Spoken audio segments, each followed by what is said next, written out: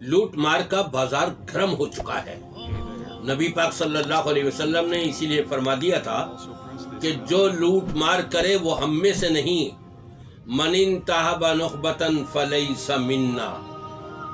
ابن ماجہ 3937 حدیث نمبر ہے۔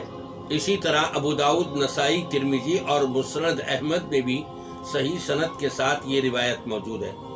ریاست مدینہ کا نام لے کر لوگوں کو دھوکہ دیتے ہوئے ووٹ لینے والے کا تعلق، جبکہ اس کے دور میں سب سے زیادہ لوٹ مار مچی ہوئی ہے، کیا نبی سے ہو سکتا ہے؟ فیصلہ آپ نے کرنا ہے۔ اگر نبی سے نہیں تعلق اس کا تو یقیناً اللہ سے بھی تعلق نہیں، اور جب اللہ سے بھی تعلق نہیں جڑ سکا تو پھر کس سے ہو سکتا ہے؟ پھر شیطان سے تعلق ہو سکتا ہے۔